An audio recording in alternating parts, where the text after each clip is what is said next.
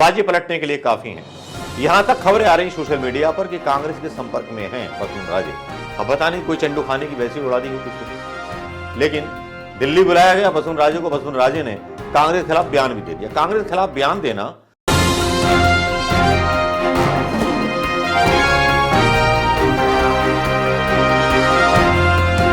दोस्तों नमस्कार। फोन बाजियां चल रही हैं, सारी कुछ चल रही हैं, और खासतौर पे राजस्थान में तो मतलब कमाल की राजनीति चल रही है, जहां वसुंधरा राजे सिंधिया ने प्रधानमंत्री मोदी के पसीने छुड़वा दिए हैं।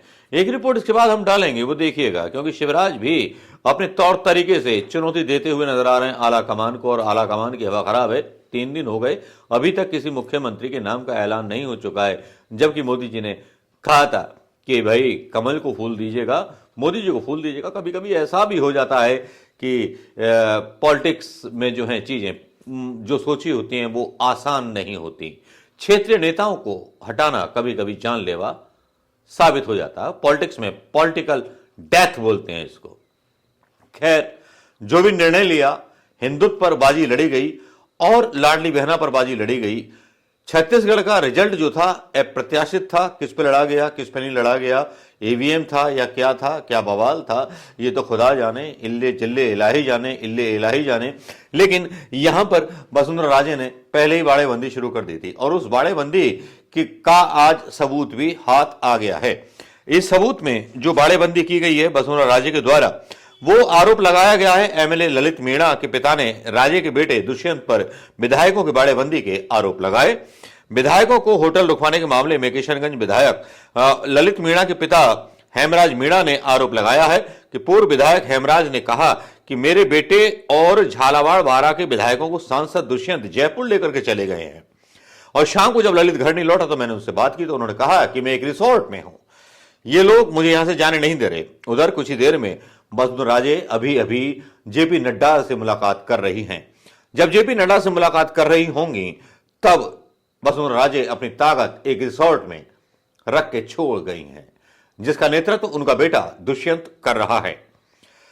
इसी बीच पर्यवेक्षकों की घोषणा होती है और 3 पर्यवेक्षक नियुक्त किए जाते हैं जो तय करेंगे। अब मोदी जी तय नहीं करेंगे, पर्यवेक्षक तय करेंगे कि कौन मुख्यमंत्री होना चाहिए। मोदी और शाह की ये अपनी ही पार्टी के अंदर इतनी बड़ी हार है, और ये इतनी बड़ी खबर थी जिसको मीडिया ने नहीं दिखाया। कांग्रेस की खबर होती तो मीडिया में अभी तक पता नहीं उछल उछल करके बॉक्सिंग कर रही होती अंजना कश्यप। ये जवाब दीजिए, ये जवाब दीजिए, कांग्रेस के प्रवक्ता, ये प्रवक्ता, वो प्रवक्ता, कांग्रेस के वो फलाने ढिमकाने। मतलब लगता है कि नुसरत अली खान की जो है कव्वाली शुरू हो गई हो, गजल शुरू हो गई हो। नहीं आता ना समझ में। मीडिया का यही दोहरा रवैया है जो अभी तक बीजेपी की विश्वसनीयता बनाए हुए, वरना अभी तक गजलें शुरू हो जाती हैं। सूत्रों के अनुसार मंगलवार देर रात सीकर रोड पर एक होटल में भाजपा के 5-6 विधायक ठहरे हुए थे। लॉबिंग हो रही थी। ललित ने अपने पूर्व विधायक पिता और पार्टी के कुछ नेताओं से बात की। इसके बाद पिता खुद होटल पहुंचे, बेटे के ललित को ले आए। ललित ने प्रदेश के वरिष्ठ नेताओं को घटनाक्रम की जानकारी दी। सूत्रों के अनुसार इसके बाद विधायकों के मूवमेंट पर नजर बढ़ा दी गई है।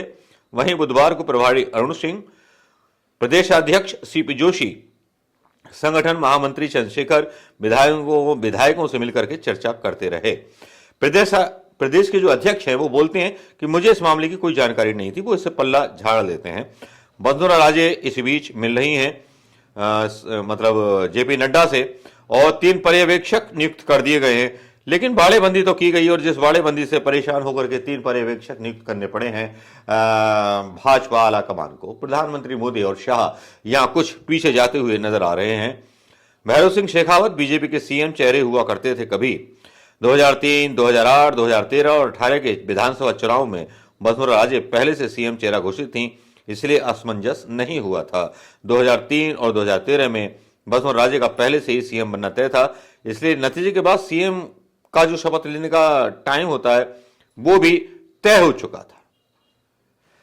मैं अगर सोशल मीडिया की मानूं तो वसुंधरा राजे के संपर्क में 69 से 70 विधायक हैं जो बाजी पलटने के लिए काफी हैं। यहां तक खबरें आ रही सोशल मीडिया पर कि कांग्रेस के संपर्क में हैं वसुंधरा राजे।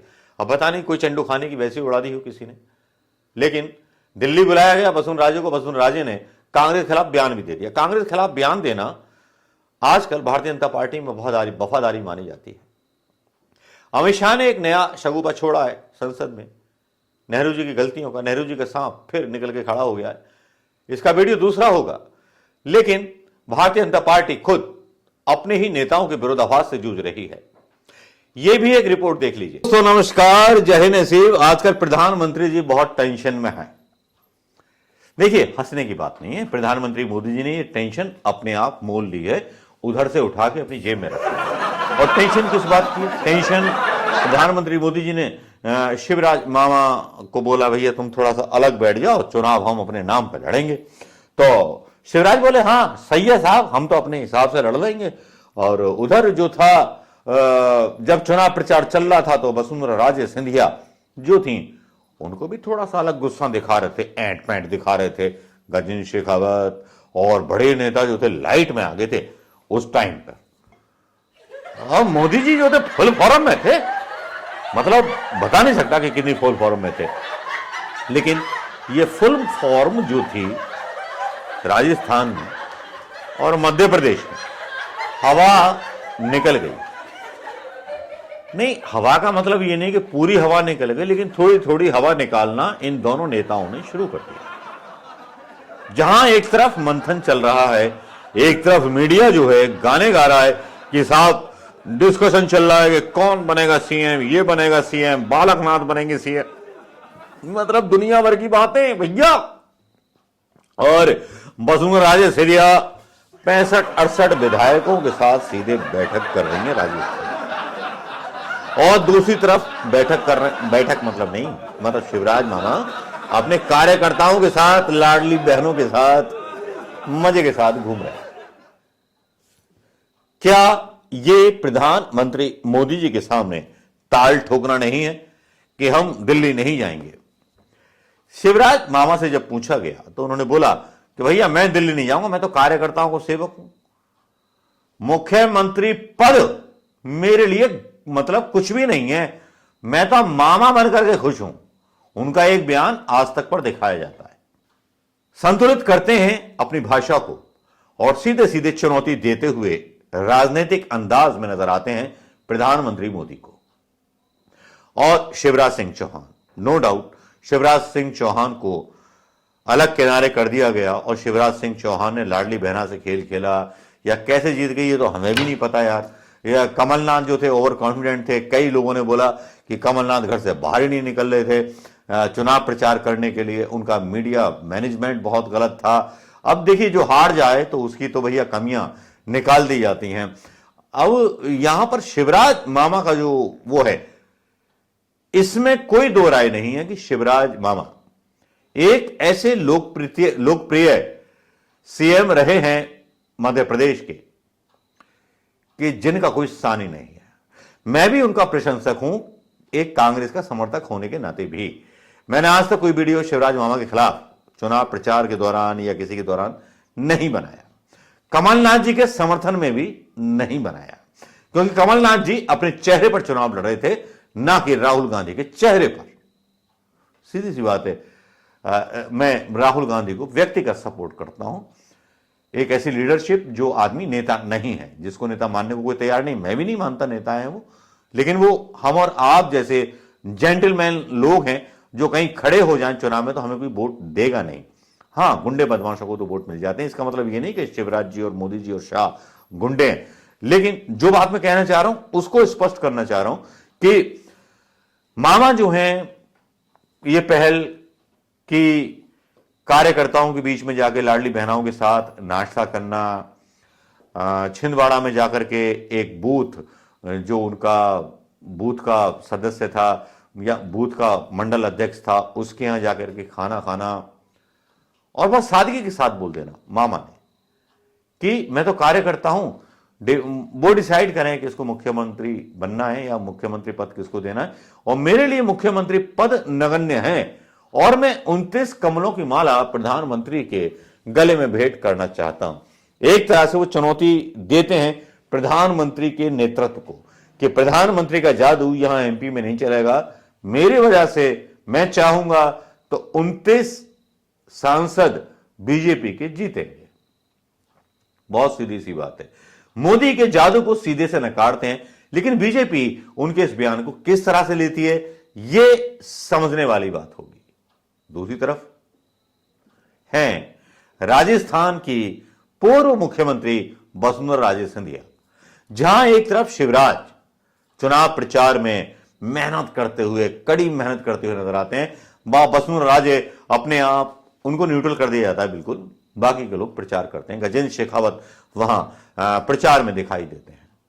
वहां वसुंधरा राजे अपनी एक वीडियो वायरल होता है, फोन कर रही हैं किसी विधायक को या किसी को और कॉन्ग्रेचुलेट कर रही हैं फोन के जरिए वसुंधरा राजे सिंधिया कि मुबारक हो, मैंने सुना है कि आप जीत गए, मुझसे मिलिए।